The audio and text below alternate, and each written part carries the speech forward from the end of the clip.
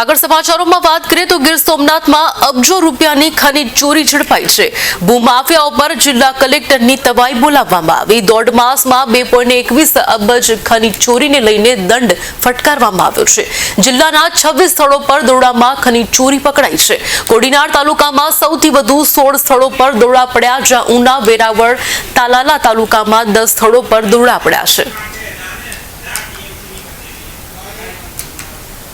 આપણે જે લીઝો મંજૂર થયું હોય એ બરોબર કામ કરે છે કે નહીં એના માટે અમે અમારા રેવન્યુ તલાટી સર્કલોની ટીમ બનાવી દરેકને પોતાનો જે વિસ્તાર હોય એમાં મોકલી અને ગોચર સરકારી જમીનમાં કોઈ ખોદકામ કે ખાણ ચાલતું હોય એ ડિટેલો મંગાવેલી અને સર્ટિફિકેટ પણ લઈ રહેલા, સાઇન્ડ કોપી મંગાવેલી કે ભાઈ અમારા વિસ્તારમાં આટલી ખાણો ચાલે છે। એના આધારે પછી આપણે સેમ ટીમ બનાવી અને ખાણ કરીને રેવન્યુના માણસોને મોકલી અને આની તપાસણી કરાવી। એમાં એ ધ્યાન ઉપર આવ્યું કે આ લોકો જે લીઝ મંજૂર થયું એની બહાર એક તો નીકળી ગયા હતા અને મંજૂર જ થયું છે। બહારથી એવું જ લાગે કે આ મંજૂર થયેલા વિસ્તારમાં જ જેનું ખાણ કામ કરે છે।